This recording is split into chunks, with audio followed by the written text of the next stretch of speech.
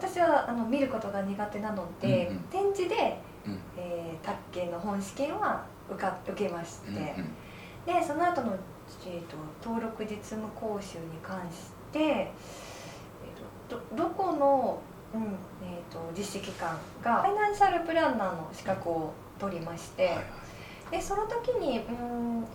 幅広く勉強。今日はですね、立木さんに来ていただいております。こんにちは。こんにちは。じゃあ先ほどお会いしたばっかりで、はい、ほぼほぼ初対面なんですけれども、立木さんはですね、このちょっと目が見えないということでですね、今年の宅建試験ですかね、去年ですね、はい、去年の宅建試験に合格されてですね、弊社の実務講習に受かって見事ですね、資格お取りになられたと。もう取引士はお持ちな感じですか？はい。はい。ね、本当は見えてたんですけども、そうですね、素晴らしい。はい、ね、ありがとうございます。でですね、今日いろいろお聞きしたいのはですね、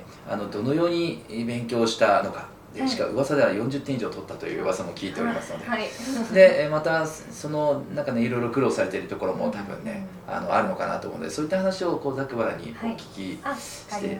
いただければと思います。お願いします。まずちょっと簡単な自己紹介的なところ。はい、立木紗恵と言います。で、去年の宅建試験に合格しました。で、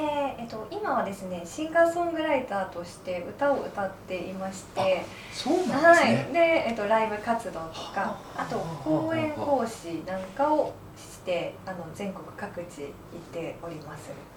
すみません、ちょっとそれを知らなかったんですけども、もう自分で作ってるんですか？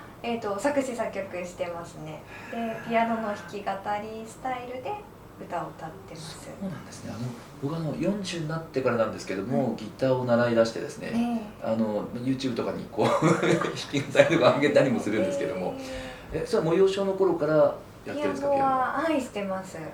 ました。じゃあもしかして絶対音感とかですか？いや、そんなね、特別なものはあるかどうかちょっとわからないんですけど、はい、ただ基本的にやはり見ることが苦手なので、耳コピが必須になるんですね。はい、なので、基本的には聞いてそれをアレンジしてとか、でピアノを弾いて歌ってますね。はい。その作曲はあれなんですか、こうピアノのパートとかいろんなパートをこう全部作ったりできちゃうんですか？基本的にピアノの弾き語り1本でやることが多いので、もう自分のピアノと、で自分の歌というとてもシンプルな形が基本ですね。そうか、すみません、ちょっと音楽好きなんでそっちの話で盛り上がっちゃいけないんですよね。ですね、ちょっと聞きたいこといくつかございまして、まず、宅地建物取引士を目指した理由っていうんですかね、取りたいと思った理由っていうのは？理由は結構たくさんあるんですけど、まずはやはり不動産に興味がありまして、で物件検索とかも大好きなんですね。だから暇な時間とかもいろんなお家を見て楽しんでるんですけど、でここに住みたいなとかいろいろイメージをして、であとはその1年前にですね、ファイナンシャルプランナーの資格を取りまして、でその時に幅広く勉強したんですけど、また不動産の知識をもっと高めたくなりまして、でダブルライセンスを目指してトライしました。であとはお仕事の幅も広げていけたらなという思いもあってですね。なるほど。はい。じゃあそのファイナンシャルプランナーでこのお金の勉強とその不動産ってことはあれですかね、イメージとしては不動産投資みたいなものをしていきたいとかそういうのがあるんですか？もう興味がありますね。はい。その物件の検索っていうのは賃貸物件なのか、その買うことを想定した物件なのかとかなんかあったりするんですか？どっちもですね。はい、どちらもしてます。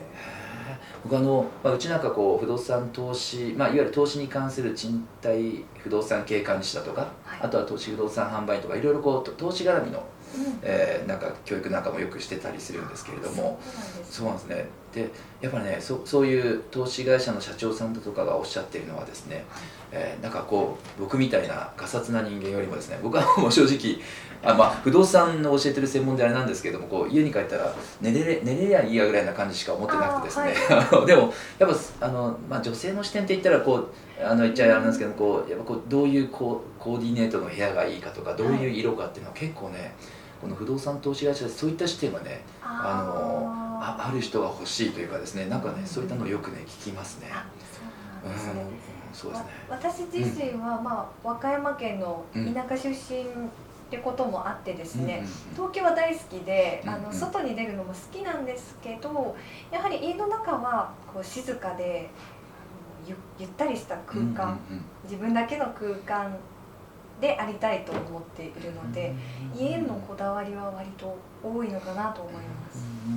なんか好きな家のタイプとかあるんですか？木造和式がいいだとか、ヨーロッパ風がいいとかなんか。やっぱり洋風はいいですね。あと狭くてもいいので、こう静かなドアを閉めたら、窓を閉めたら静かな空間を作りたい。なるほどなるほどですね。じゃあ二重扉で音が入ってこないとか、そうですね。場所は静かな方がいいって感じかな、そもそも。都会のど真ん中であっても遮断される、音が遮断される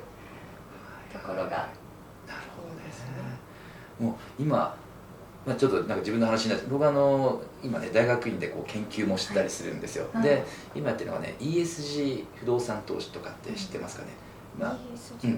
E っていうのは環境で、S っていうのはソーシャルの、いわゆる社会的な、災害だとかそういった住みやすさで、G っていうのはガバナンスってことで、ガバナンスはちょっとあれなんですけども、なんかこう情報公開ちゃんとしてますよだとか、だからそういったいわゆる環境だとか社会に優しい不動産を作りましょうよってことで、実は今年ですね内閣でも決まって15兆円ぐらいの投資をそういった環境不動産絡みにやろうとか言ってですね、で僕も好きでこういろんな不動産会社のこう、イベントをこう見に行ったりすると、もう結構ねリクシルさんとかが出しているこの二重サッシのやつで本当に静かで、しかもなんでしょうね、紫外線が 99% カットされる単に窓に塗るだけでちょっとブルーがかっちゃうんですけども、なんかねそういったものだとかですね、結構ね僕もね大好きでね、そういうのでも自分のところはあまり気にしないんですけれども、だからねなんかね今話聞いて、なんかそういうようなもう本当に静かな環境な不動産っていうのは今社会というかが目指しているようなところとなんかマッチするのかななんて思ってですね、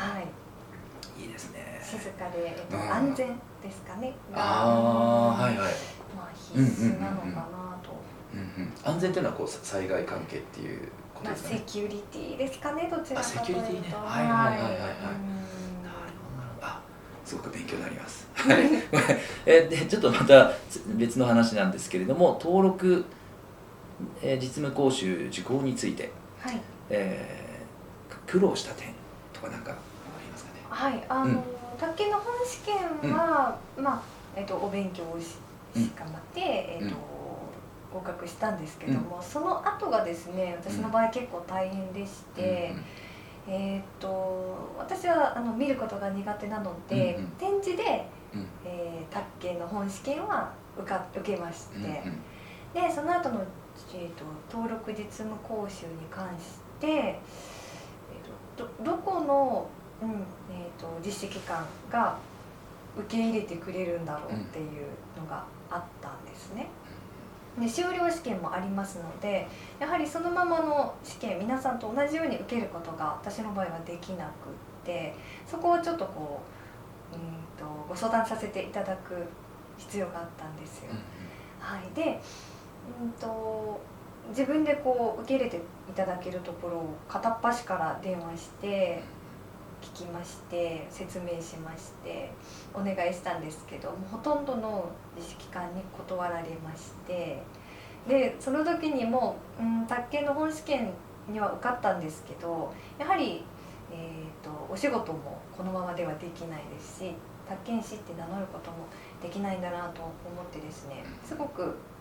落ち込んだと言いますか、心が一旦折れそうになったんです。なんですけども、県ビジネススクールさんがそこを受け入れてくださって、で登録実務講習を受けることができました。はいはい、はい、まあそうですね、うちを選んでくださってすごく嬉しいんですけども、多分ね、まあ15社ぐらいこの実務講習実施期間あるんですけれども、内情を話すとですね、インターネット上でできるのがですね、多分うちだけだったと思うんですね。他のところはまあ、ちょっとそこは進んでないんだかですね、やっぱり実際に来てもらって重要事項説明書面を書くっていうことを作業としてやる講習だったりするので、多分そこで受け入れが難しいかなっていう多分判断したのかなと思いますね。まあ、うちはネットで受けられるので、そこの講義のところは何の問題もなかったんですけども、はい、Zoom で受けさせていただいて、それもすごくありがたかったですね。はい。あとはまあ試験に関してですね、まあ試験もね、正直まあ、僕はもう受け入れるっていう結論はもう決めてたんですよ。で松村もそういう、まあ、松村っていうのはうちの会社のスタッフですけれども、はい、でただ実際にどうやって試験やったらいいのかっていうところが国土交通省実は連絡しながらですね、まあ、立ち会いに含めてやるっていう形でいいんじゃないかっていうところで、まあ、落ち着いたっていうところなんですね。だから、まあ、ちょっとここで言うのはあれなのかもしれない。他の実施機関の方はですね、そういった方法も国土交通省的には OK 出てますので、今後ですね、そういったなんでしょうね、受講を拒むなんてことがないといいななんてですね思っておりますので、ぜひそこは皆さん受け入れてもらえるかなと思います。でまあ仮にちょっとこっちの話になっちゃうんですけども、そういったやり方わからないとかですねいう場合はですね、私の方に県民デスクに問わせていただければですね、やっぱりね、このちょっとなんか偉そうなことを言うとですね、実務講習はあくまでも国土交通大臣の指定でやっている国の一部ですので、やっぱりね、ここは憲法14条でしょうかね、差別があっては絶対いけませんので、僕は逆に聞いて、なんで僕は受け入れないんだろうかという気持ちにはなったんですけども、やっぱりね、誰しもが平等に教育を受ける権利っていうのはやっぱり憲法で保障されてますので、そこはしっかりとこの実施機関の方がやらなくちゃいけないのかなと思ってますよね。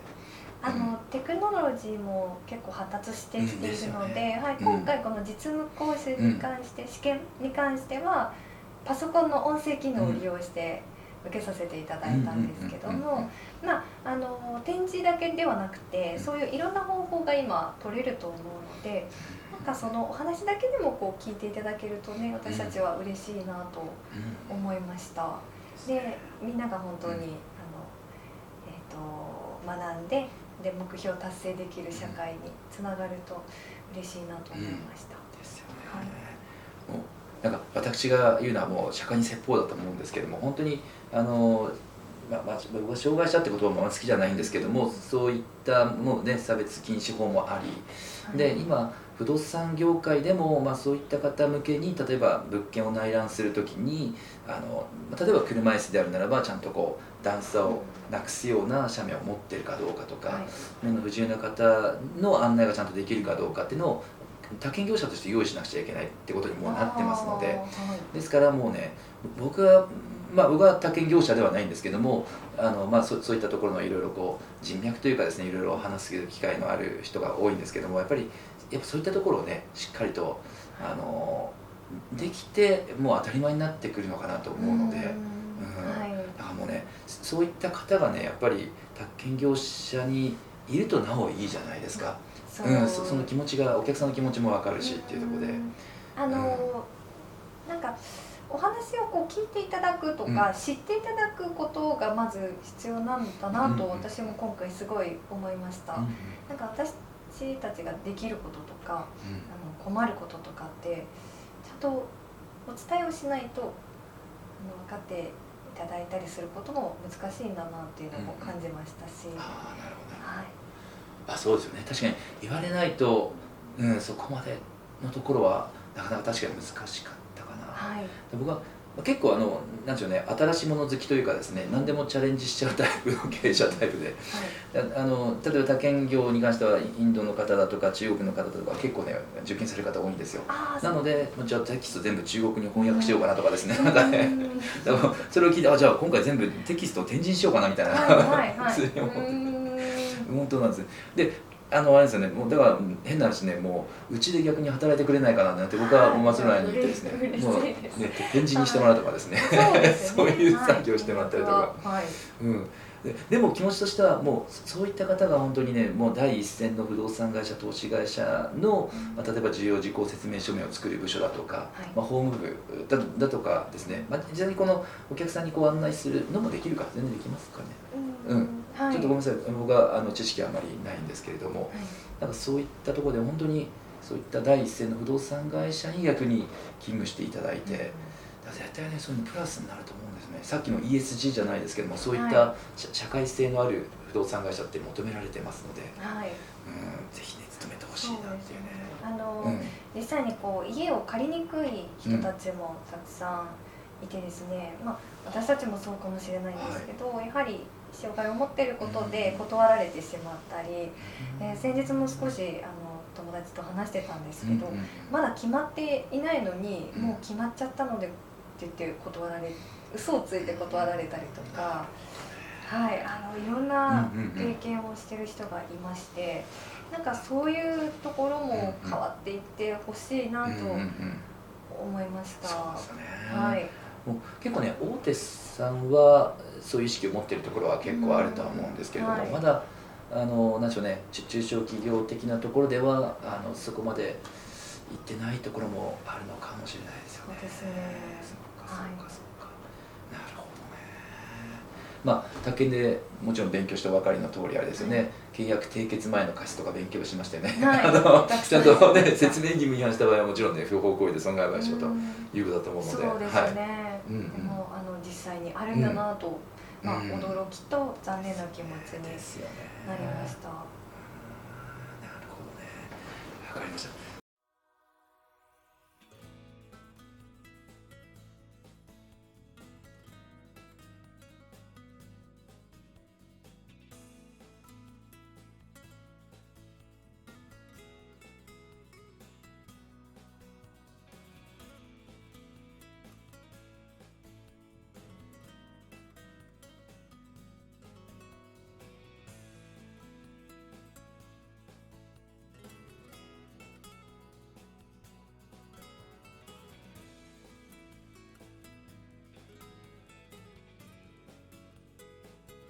要は重要事項説明をするのも、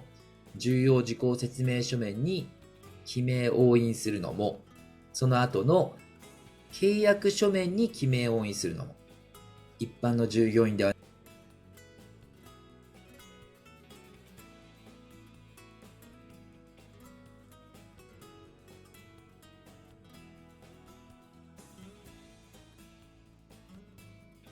ちなみにね、令和3年度の試験では、この第2編からおおよそ16問ぐらい出題されている。もっと言うなら、第1編から第2編で20問から21問ぐらい出題されているので、1編2編っていうのは非常に大事な項目になってくるかなと思います。